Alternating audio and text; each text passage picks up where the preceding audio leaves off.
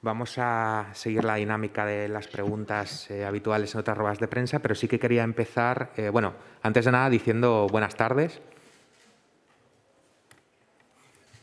Good afternoon. Good afternoon. Quería empezar haciendo una pregunta yo mismo y después iremos a las preguntas de los periodistas que están en la sala. Y es, bueno, felicidades por la película, acabo de salir de verla, me ha gustado mucho. He hecho en falta tener una copita de vino aquí, la verdad, pero me han puesto agua, o sea que no hay posibilidad.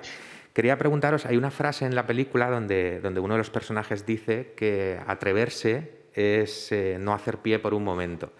Y me da la sensación de que en la película os habéis atrevido mucho, os habéis atrevido a algo que a lo largo de la historia del cine ha resultado bastante difícil de retratar, como es retratar la borrachera, además en diferentes fases distintas, ¿no? Entonces creo que, en mi opinión subjetiva, habéis hecho un gran trabajo en ese sentido, tanto a nivel de interpretación como de dirección, y me preguntaba qué tipo de proceso creativo habíais seguido para llegar a ese punto, ¿no? A nivel de documentación, de ensayos, cómo había sido trabajar con algo tan complicado como el dejarse llevar.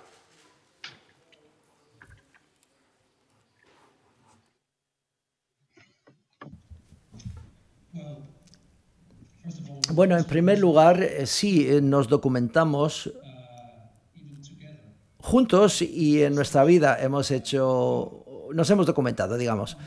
Pero en esta película hubo un periodo de ensayos donde probamos distintos niveles de alcoholismo, porque les desafié a estos actores muchísimo, pidiéndoles que defendieran ese viaje de un personaje tan difícil emocionalmente y además tener distintos niveles de embriaguez. Así que tuvimos que trabajar sobre lo que son los niveles de embriaguez y el proceso fue muy interesante, diría yo.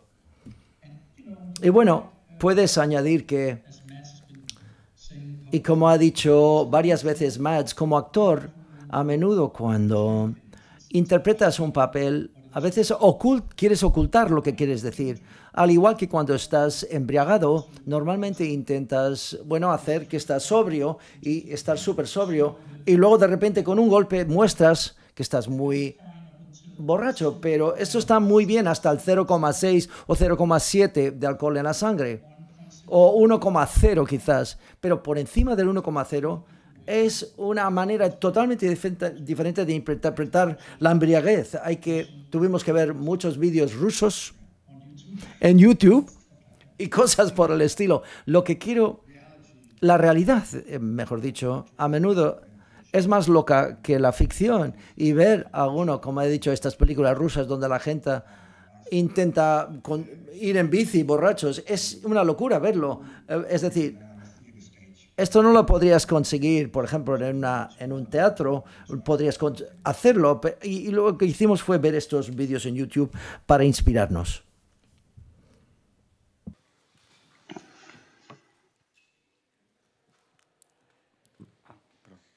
Sí, buenas. Bueno, yo he quedado ebrio, embargado por la película. La verdad es que me ha encantado, me ha fascinado, desde el lema de Kierkegaard, ¿no? De que la vida es un sueño y que el amor es el contenido del sueño, hasta el final, que me ha parecido apoteósico. Y me parece un acierto, o sea, felicidades a los dos, al cineasta y al intérprete que están con nosotros, acercarse a un tema tan complicado como es el del alcoholismo sin maniqueísmos, ¿no? Quiero decir que, claro, el problema no es el alcohol, sino el abuso del mismo, ¿no? O sea, que se convierte en una adicción, o sea, puede tener su utilidad social, como se demuestra con el estudiante, para salir de un apuro, desinhibirse, etcétera. Pero claro, el problema es caer en la adicción y que se convierta... Parafraseando al príncipe de Dinamarca, no es beber o no beber, esa no es la cuestión, es beber demasiado o saber beber. O sea que, felicidades. Muchísimas gracias. Ha sido un análisis maravilloso de nuestro trabajo de investigación. Lo que esperamos es que la película que hasta cierto punto tiene que ver con no solamente el beber, sino algo más. Para mí la película trata también sobre lo incontrolable que no tiene espacio en la vida. Lo incontrolable, y un ejemplo de esto sería enamorarse. Te enamoras y tú no controlas el amor. Y captas algo por accidente que es mucho más grande que la vida entera.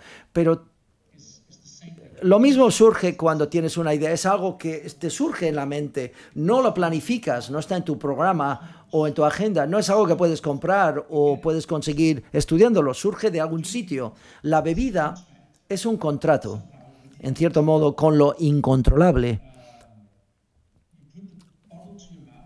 Pones la botella, la metes en la boca y te permites entrar en otro espacio, en otra sala, otra habitación. Y en ese espacio se han tomado decisiones enormes en la historia mundial. A menudo me pregunto, por ejemplo, el momento donde Churchill decide enviar 250.000 tropas o civiles a la guerra. ¿Lo hubiera hecho si no estuviera borracho? Supongo que estaba borracho, porque siempre estaba borracho Churchill. Estas fueron algunos de los pensamientos que he introducido en mi idea a la hora de hacer la película. Tengo dos preguntas para Matt. Quería saber qué fue lo primero que pensaste nada más acabar de leer el guión por primera vez. Y segundo, ¿cómo fue el proceso de preparación de tu personaje y cuáles fueron los principales retos? Gracias.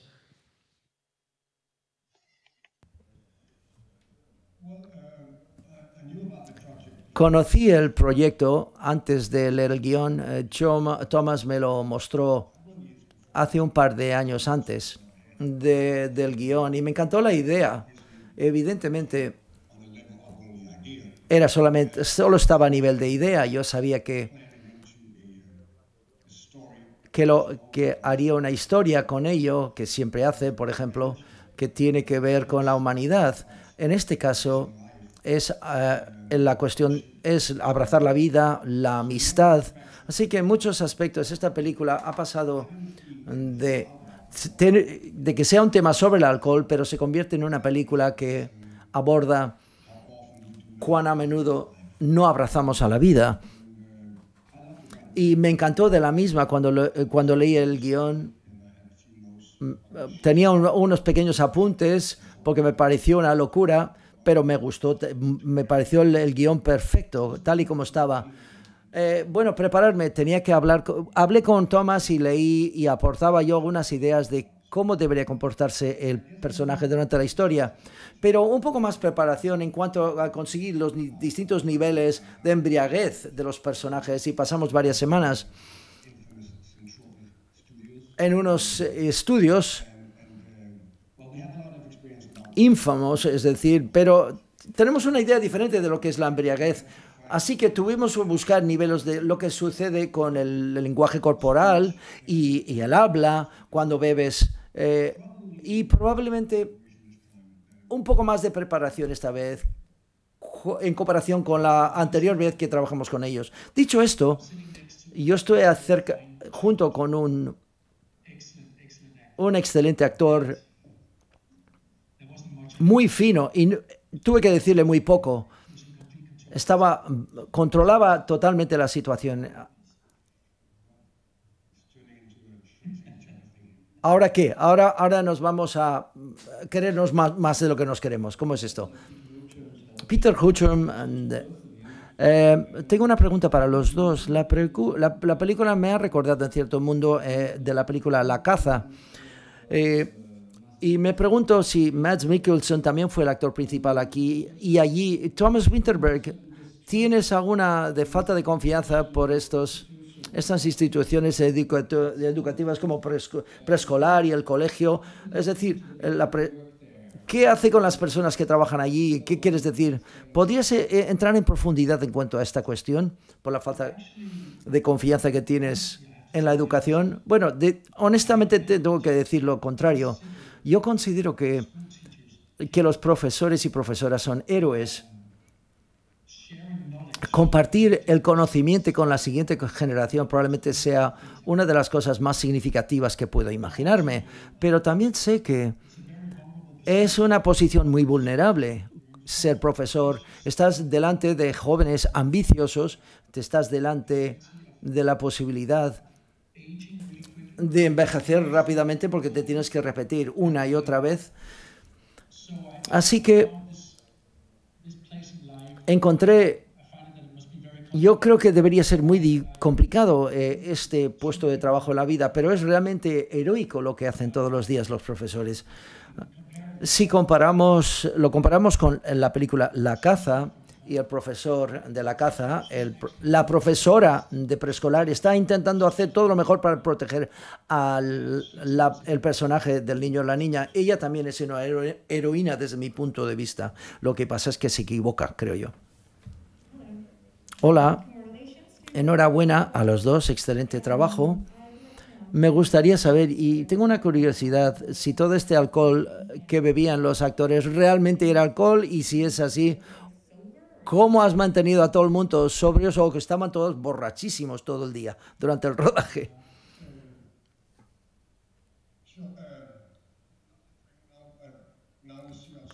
Ahora nos vemos a nosotros mismos. Podemos volver a que veamos a los periodistas para responder la pregunta porque nos estamos viendo a nosotros mismos.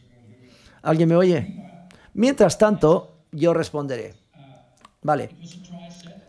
No, el plató estaba seco, tenía que estar seco, es decir, no tenía que haber, porque tenía que estar borrachos durante un rodaje de 12 horas o pretender hacerlos y trabajar durante 12 horas. Evidentemente no podían estar borrachos, así que no había alcohol. Pero ser borracho delante de la cámara porque estás transmitiendo la embriaguez y esto se llama ser amateur.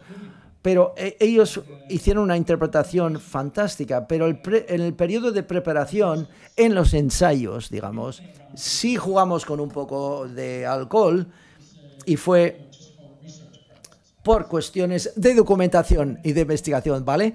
Y tuvimos un actor que ha estado sin beber durante 8 años, es miembro de Alcohólicos Anónimos, así que todo lo que había sobre la mesa no tenía que tener alcohol, ¿de acuerdo?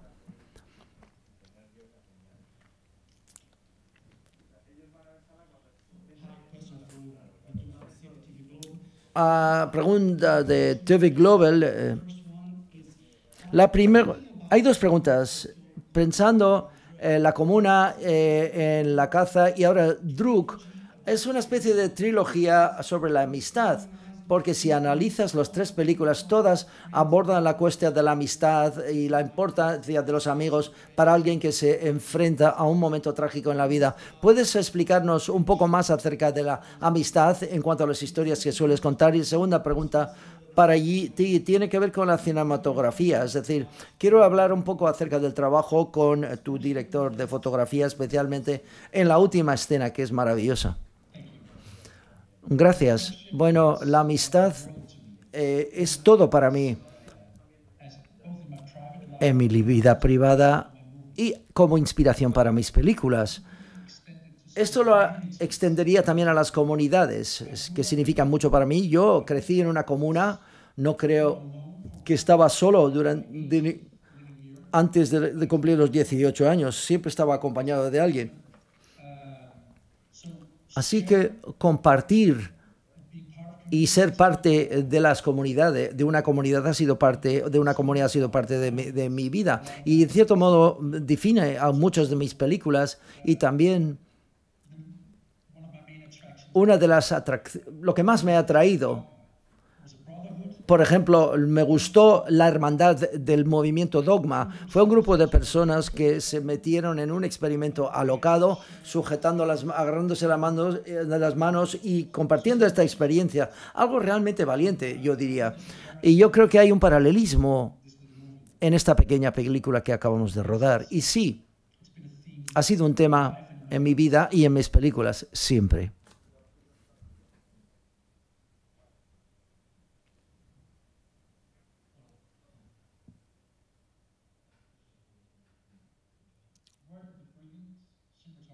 Hemos trabajado con un cinematógrafo, Stuart Pat Gorvin, que acaba de hacer una película maravillosa que se llama Wendy.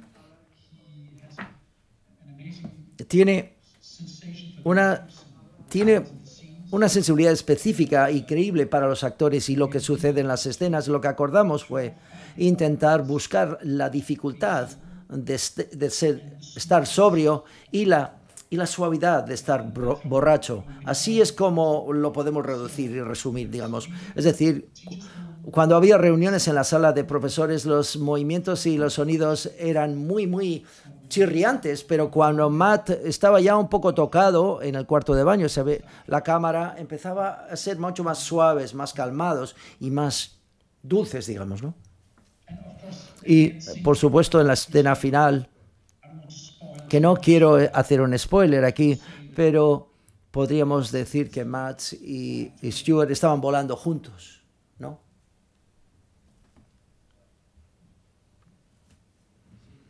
Yo quería hacer dos preguntas y me van a perdonar, pero una de ellas está relacionada precisamente con el final. Yo quería saber si el baile de Mads Mikkelsen cómo estaba improvisado, había una coreografía preparada detrás, cómo fue ese momento. Y luego, acerca de la elaboración del guión, quería saber cuántas vueltas le dio a su elaboración, a la hora de escribirlo, si hubo muchos borradores o muchas versiones, porque yo creo que la película está muy equilibrada, nunca nunca tira demasiado hacia un punto de comedia o hacia un punto de patetismo de los personajes, o incluso hacia algún momento en el que nosotros como espectadores juzguemos a los personajes sobre si están haciendo bien, si están haciendo mal, o hacia dónde puede llegar ese experimento que están haciendo.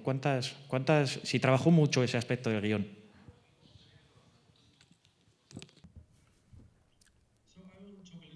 Voy a hablar un poco acerca del guión y tú acerca del baile. ¿Te parece bien? Bien, pues el guión ha tardado mucho tiempo. Me acabo de dar cuenta, un periodista me ha dicho que hice una entrevista acerca de esta idea en el 2013.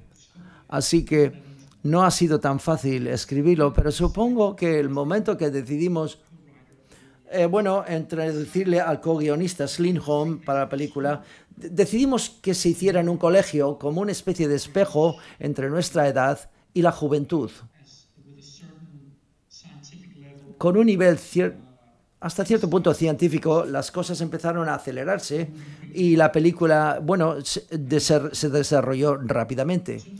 En cuanto a la escena del baile, al final yo le voy a dejar a que Mads responda.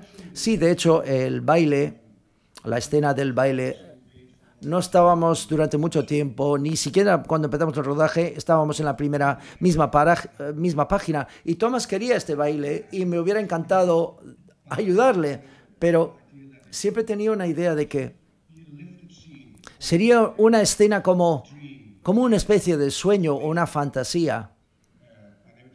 Y cada vez que se le decía al director, a Thomas, se dice, no, vas a bailar tú. Así que tuve que descubrir cómo podía hacer lo que hace entre todas estas personas hermosísimas y jóvenes. Y cuando hablé con un amigo que también es actor y con el que había trabajado, y hicimos a dar unos pasos y un par de pasos más, muy suelto el baile, y luego llegó el día, empezamos a rodar todo y aparecieron algunas cosas durante el rodaje, el mismo día de la escena. Básicamente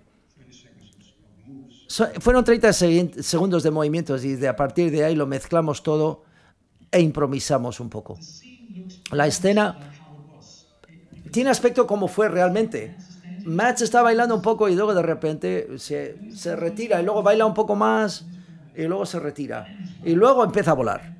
Y entonces así es como funcionó. Así fue el proceso, digamos. Lamentablemente tienes que escucharle a veces a tu director, no quiero decirlo, y en este caso tuvo razón, pero el director añade, yo no sé bailar.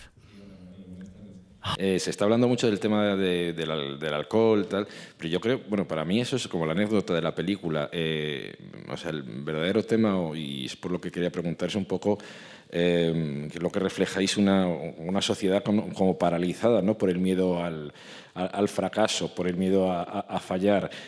También una sociedad donde es muy difícil, muy complicado exteriorizar los sentimientos, hablar de las emociones. Una sociedad, en suma, inhibida, ¿no? Que yo creo que es un poco por donde va la película, ¿no? La inhibición de una sociedad paralizada.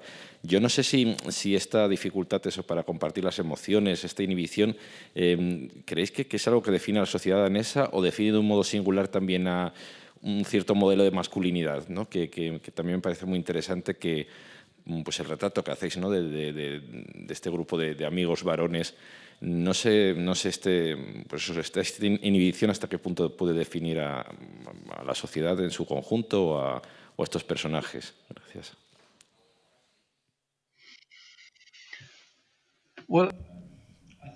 Creo que todo lo que dices, lo que has dicho, es correcto. El alcohol es solamente una herramienta.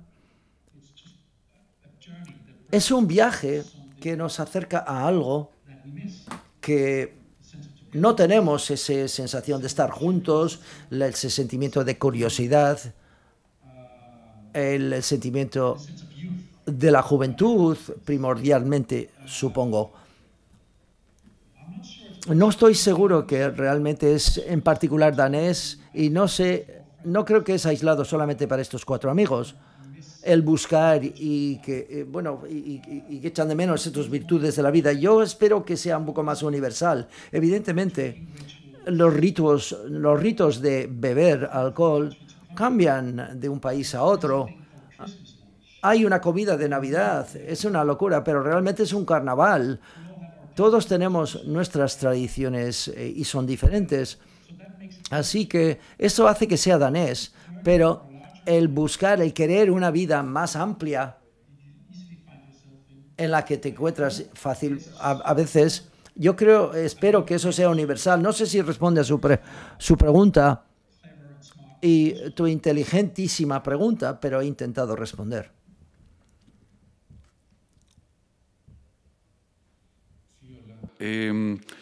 Uno de los efectos del alcohol, y esta pregunta es para Mads, es que se suelta el habla, hay más elocuencia, se habla un poco más. ¿Qué tan difícil fue para ti marcar esa transición en tu personaje, de un personaje que al comienzo tartamudea, casi que le cuesta mucho hablar con la gente que lo rodea, a cuando comienza el experimento y habla mucho más, se vuelve más elocuente tanto en clase como con su familia? ¿Fue un reto para ti?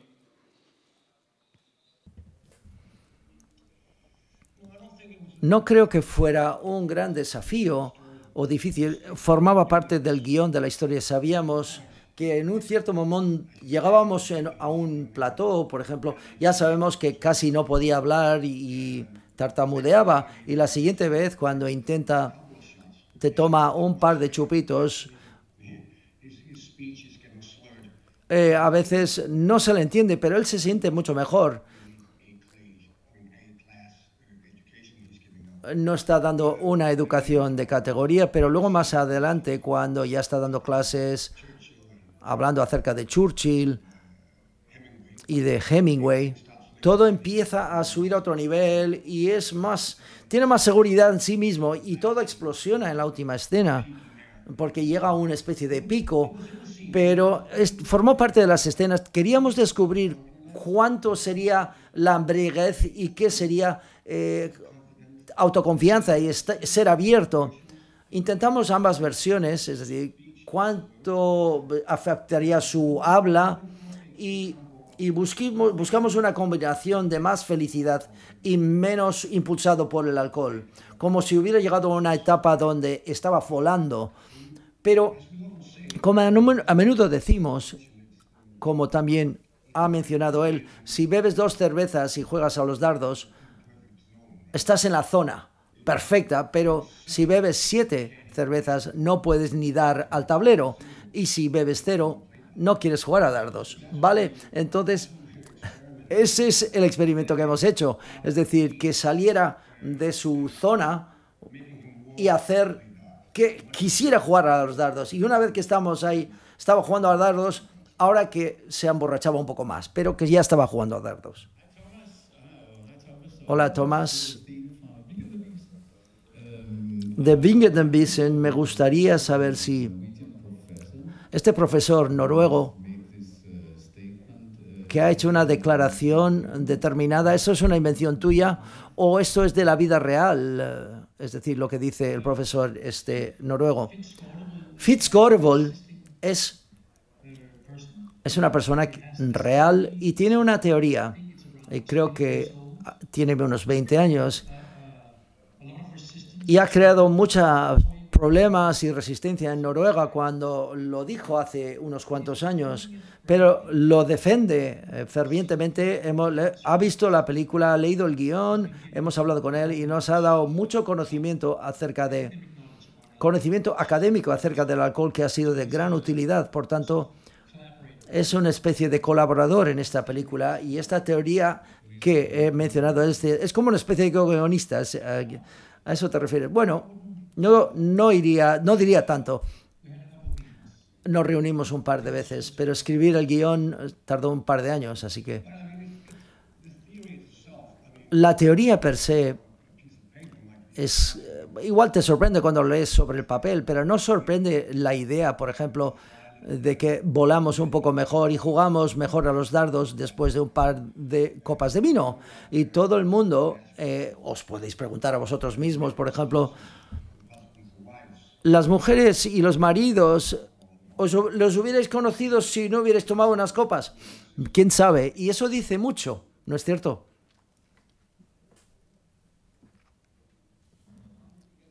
Volviendo a la pregunta danesa, me pregunto de festen, es decir, la celebración y la caza.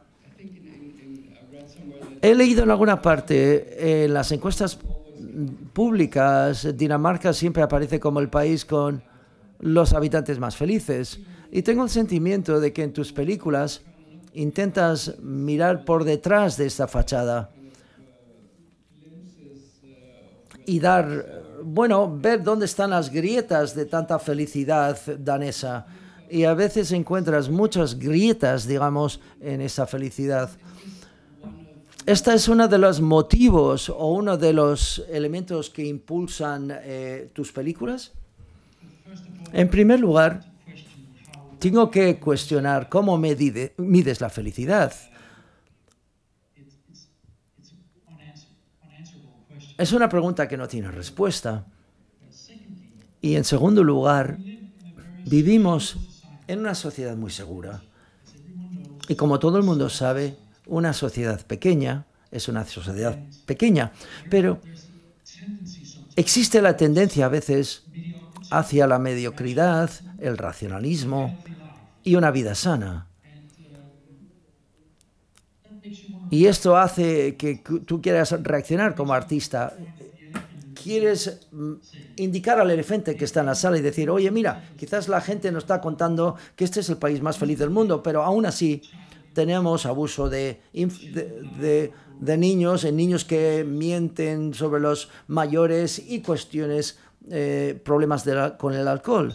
Así que supongo como artista es nuestra obligación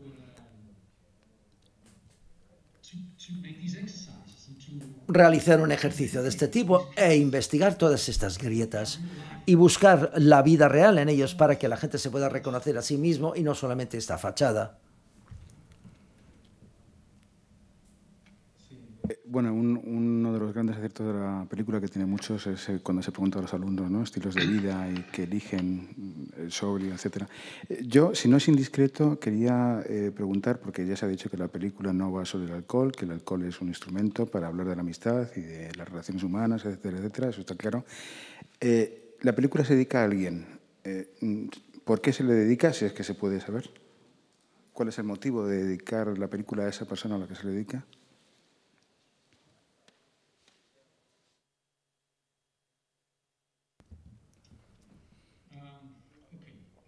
De acuerdo.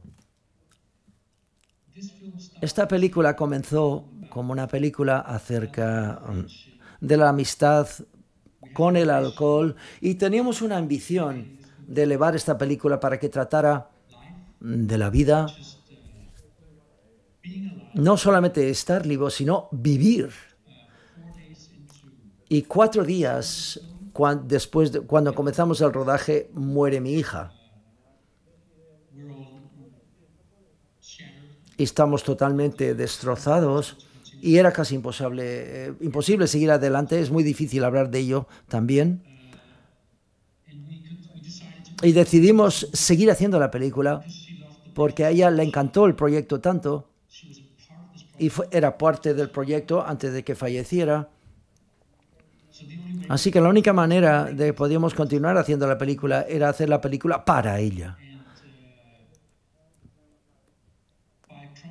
Y prometiéndonos a nosotros mismos que no solamente es una ambición hacer una película sobre la vida, es una circunstancia, tiene que ser algo mucho más grande e ir más allá de solo la bebida. Por eso aparece el nombre de mi hija al final de la película. Muchas gracias. Llegado al tiempo, así que pido un gran aplauso para los dos por esta estupenda película.